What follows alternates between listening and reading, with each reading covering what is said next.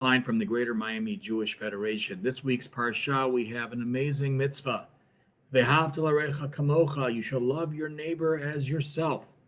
That's according to the Jewish tradition, and Rabbi Akiva, one of the great rabbis from the Mishnah, says, Ze klal gadol b'Torah. This is the most important mitzvah in the entire Torah. Judaism doesn't really have a set of dogmas, but if it did, this very well might be. So therefore, it behooves us to consider Ve'ahavta l'recha kamocha, love your neighbor as yourself, and understand this mitzvah. And there are many, many dimensions to explore. We can only touch on a few today.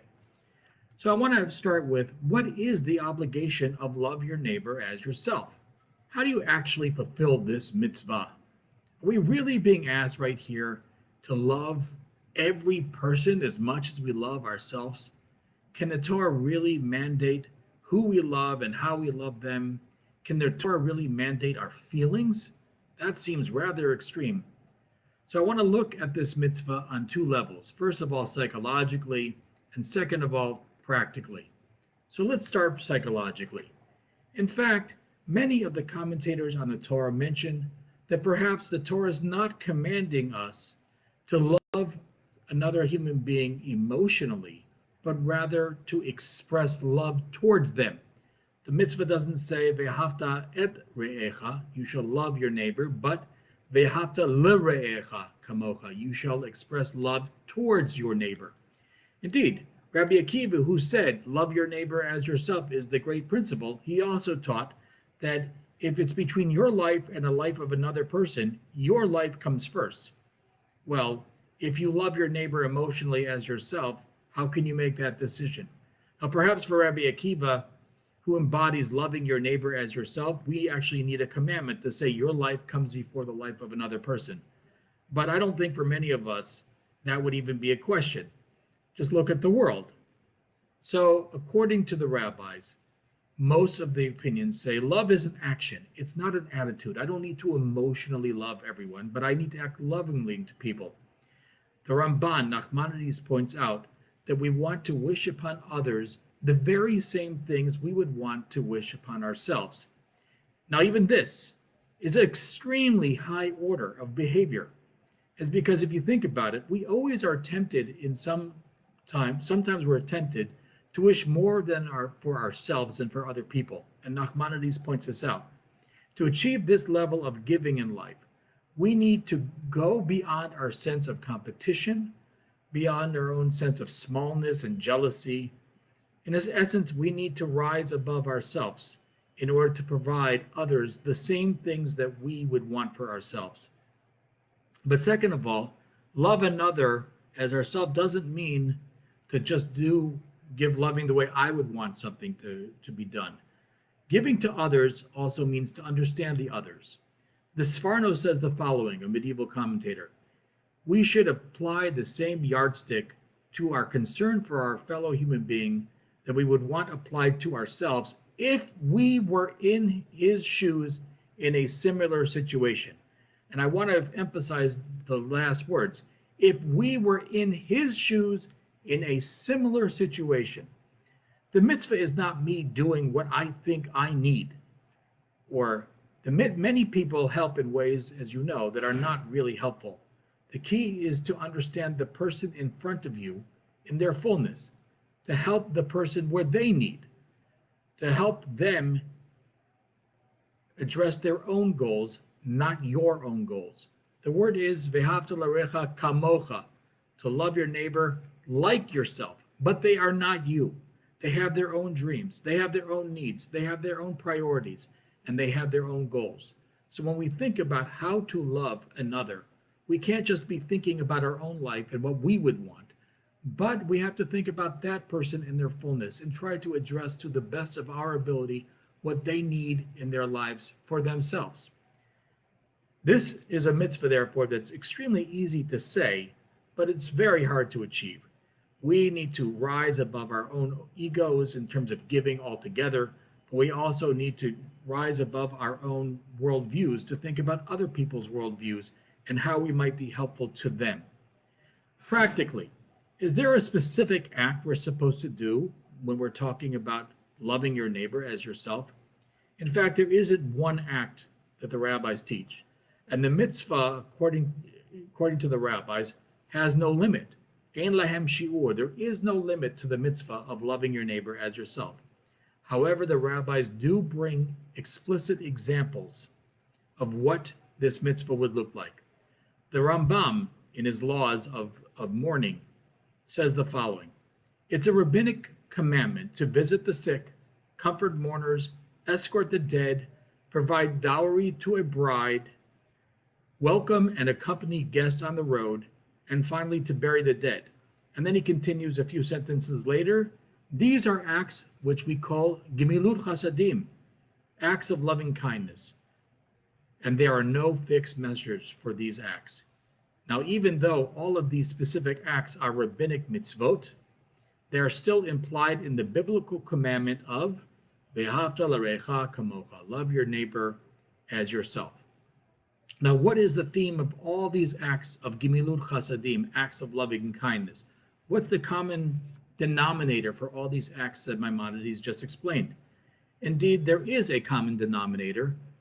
All of these people are vulnerable, all of them are in need, and they are all universal. They are all things that all of us will experience in one way or another in our lives. A sick person is vulnerable. They need care physically. They're in danger. Mourners are bereft and are suffering psychologically, and they need psychological support. In the time of Maimonides, a bride needed a dowry. Her future was at stake. Traveling during many eras was extremely dangerous. A person on the road needs protection, a place to go for the night. There are travelers on the road. Bringing people into your house and accompanying them on the road is a form of gemilut chasadim, acts of love and kindness. And most importantly, accompanying the dead and attending to their needs. While a dead person is totally vulnerable, they can't do anything for themselves. Quite literally, without any support, they will literally decompose in the road. So why all of these mitzvot are fulfillments of loving my neighbor as myself?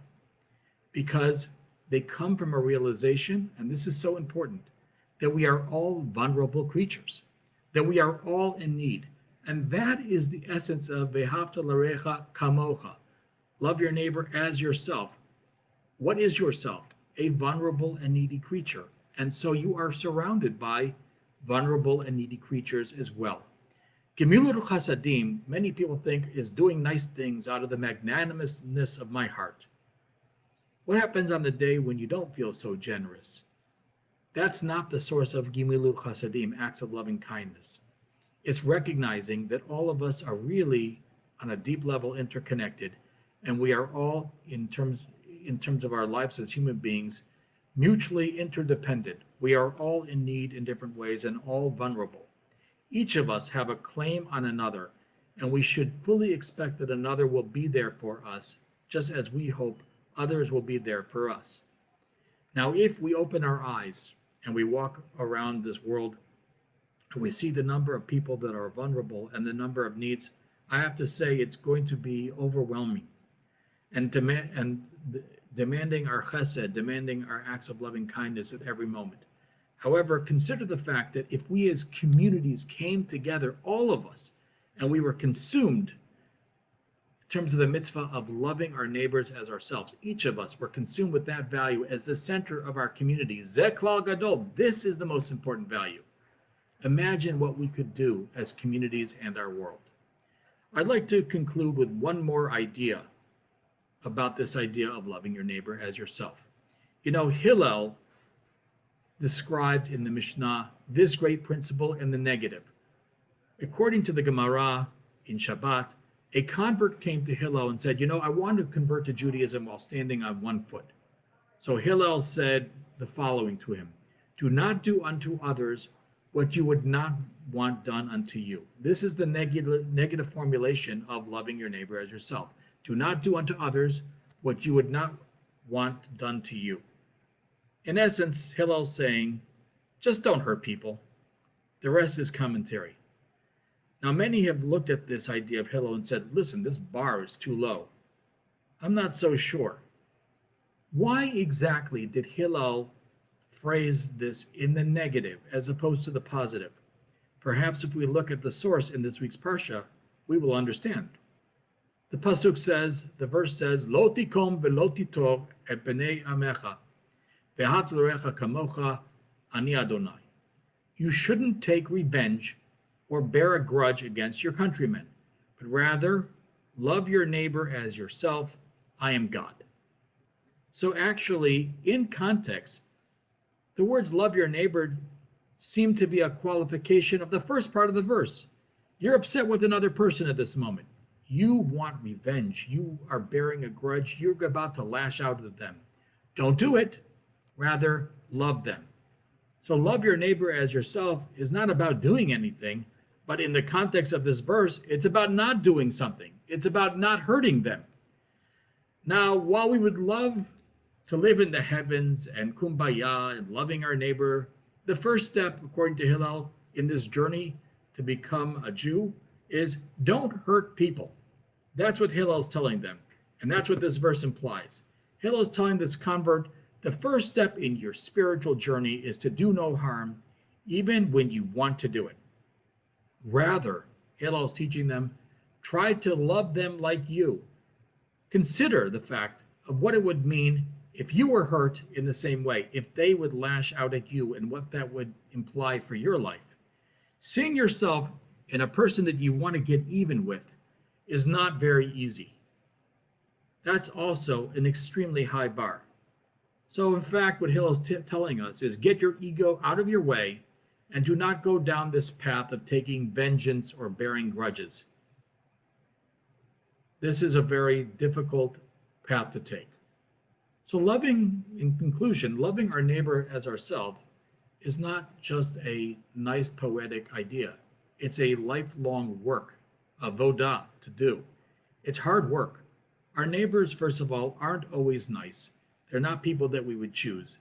They have needs sometimes that claim us all the time. And sometimes I need to overcome my own sense of entitlement and ego, that the world should go according to me and my needs. Ve'ahavta l'recha kamocha. Love your neighbor as yourself is a lifelong act of work that we need to work on every day. And this is the challenge in this week's mitzvah. Wishing all of you Shabbat Shalom.